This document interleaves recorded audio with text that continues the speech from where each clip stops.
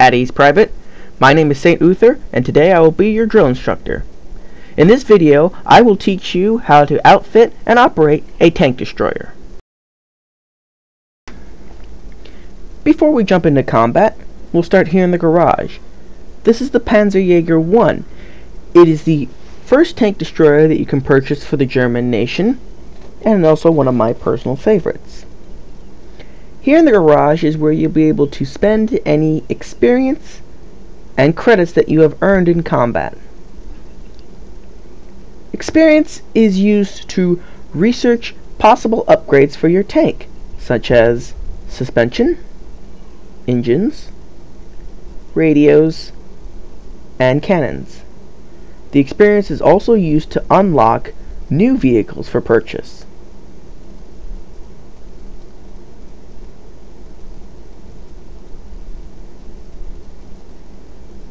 Credits are used for purchasing the upgrades that you have already researched and outfitting them to your tank. You can also use credits to mount optional equipment.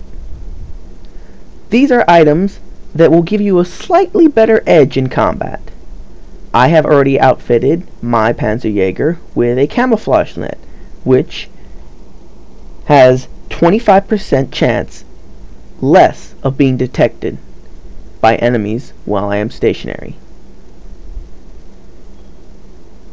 Credits are also used for repairing your vehicle if it is damaged or destroyed during combat, resupplying any ammunition that you have used during combat, and any consumables that you have mounted and or used during combat. Credits are also used to purchase any vehicles that you have already unlocked.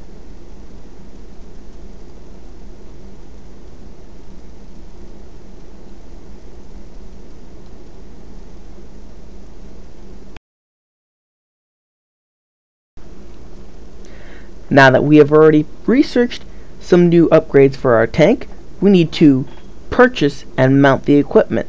To do so, we will go right here to this bar. While you are browsing at the listed equipment, it will tell you the differences between them. The most important ones on the guns being rounds per minute, how fast the reload time is between each shot, the average damage. When you actually do connect a shot to the opponent, how much damage will it inflict, and the amount of average penetration, meaning how often you are going to be able to pierce the opponent's armor. The engines give you more horsepower, which increases the speed of your vehicle. Suspension increases the speed the vehicle can travel up to, as well as increase the amount of weight it can carry.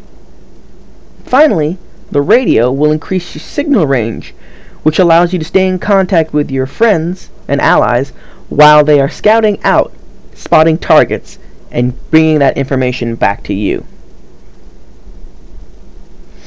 And finally, before we go into the combat, to the right here is where all the information of your current vehicle will be listed. How many hit points they have before they can be destroyed, the amount of weight that is currently on the tank, its limit, how much horsepower, the top speed, traverse speed, hull armor, shell damage, shell penetration, rate of fire, gun traverse speed, view range, and signal range. Now that that's all covered, let us go into combat.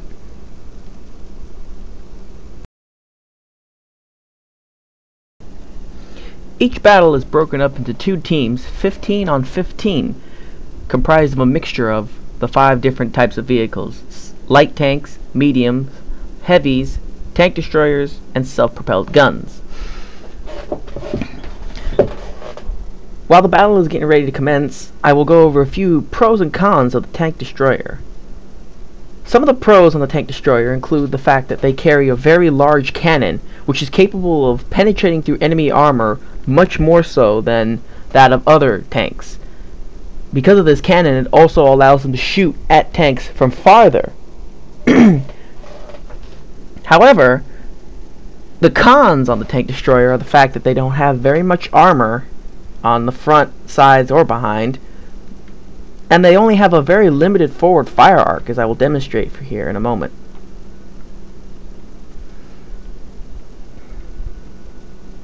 Now, a tank destroyer is what I like to call a tank sniper. What you're going to want to do is find a nice little area to kind of hide in and wait for enemy tanks to come across your forward fire arc. You can do this by either setting up in a small bush area, trees, or if you're in a city, you'll want to try and find a narrow street with only one or two ways of coming down the street and wait on the other end. That way any tanks that come down that street will come right into your forward fire arc. Each tank destroyer's forward fire arc is different. As you see down here in the bottom left corner of your tank display, there are these two black lines. That represents the fire arc of the tank.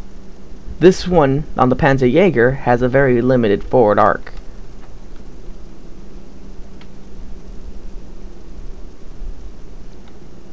When it's glowing red, that tells you that you are at the maximum angle of the fire arc.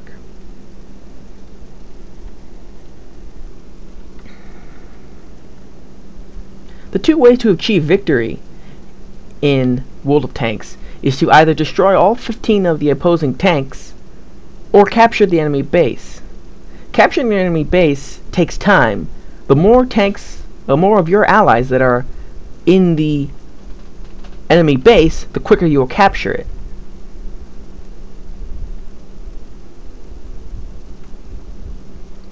Once you find a nice little position to hunker down in and start taking sniping shots at, you'll want to engage in tank sniper mode like this.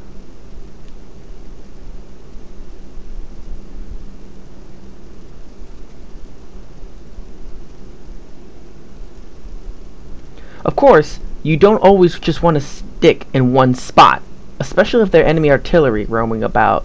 You'll want to keep moving around and find new places to hide and snipe your targets from.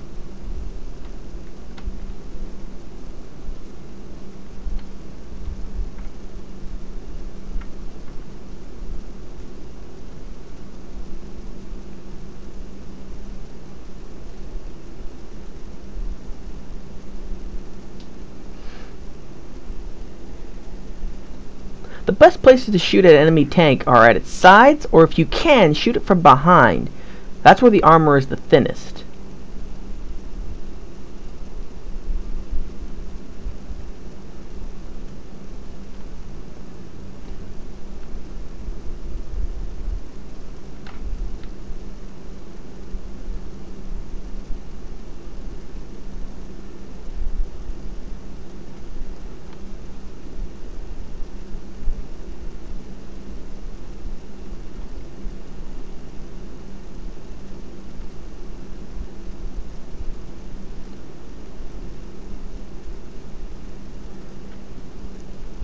Now, just because the target is no longer visible doesn't mean it's probably not there anymore. I tend to shoot at the same location once a target is moved out of my sight for a few more seconds, maybe 2 or 3 more shots.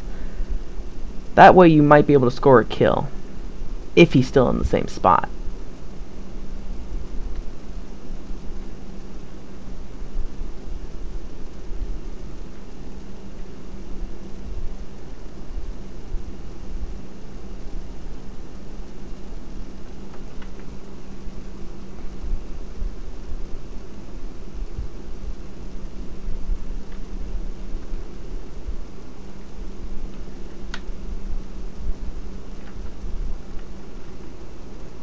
This match is just about ready to end here. So I'll quickly go over a few more details before the match ends.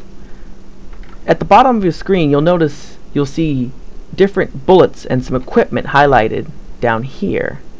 This represents the different shells that you have available and the equipment that you have on your tank. If you ever need to switch ammo, you just press the corresponding number to switch. If your tank is ever damaged and you need to repair something, you just use whatever button the repair kit is on. Same thing with the fire extinguisher and the first aid kit. And that concludes the battle. Real fast, I'll also demonstrate for you how tactics might change in a city battle. As I mentioned before, you'll want to try and find some shrubs, trees, or a narrow streetway to set up your shots.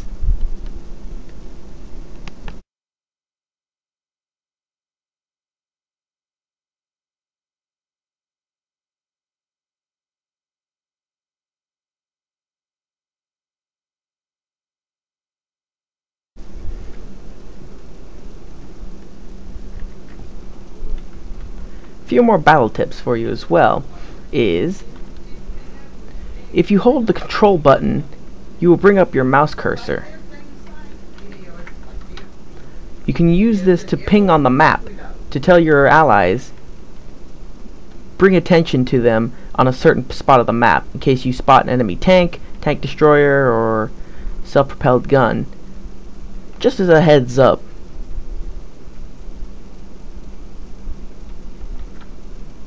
Like I will demonstrate right here.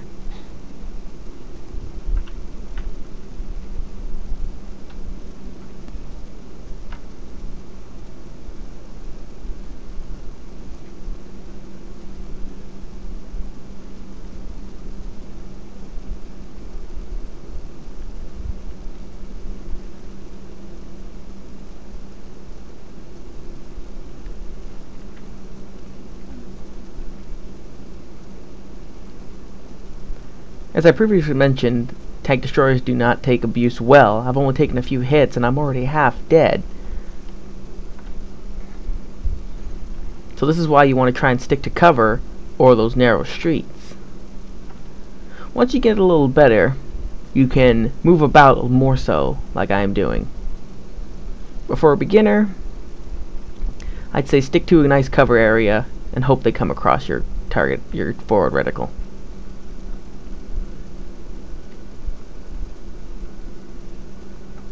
You may have noticed how the player's names, what tank they're using, and the amount of health they have left pops up like this every now and again. If you hold the Alt button, this will toggle that on for a while, so you can get a better idea of what you're shooting at and how much health it has.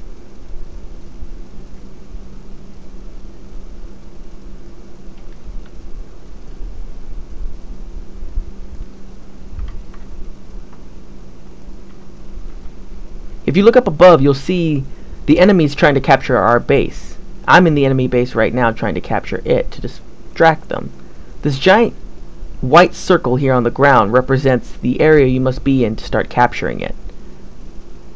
I've just told my allies that our base is being captured. Brought attention to the enemy.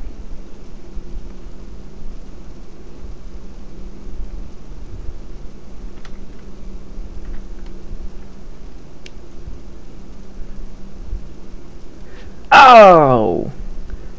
Now just because your vehicle's been destroyed doesn't mean you're completely out of the fight. Now you enter what's called post-mortem mode. You can change your camera to see your allies, what they are doing. You can still send messages to them and point out things on the map. You can't actually aim or do anything else aside from that. If you guys are close to winning, it's a suggestion to do, as I just pinged on the map here, telling my allies where the last guy is.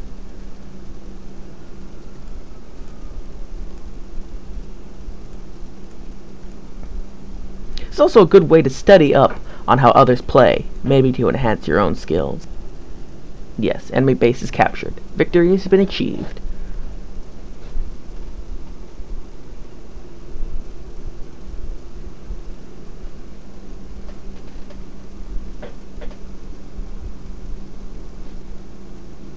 Well, that about concludes all there is to really know about a tank destroyer. I hope you enjoyed this video, and good luck to you out there on the battlefield.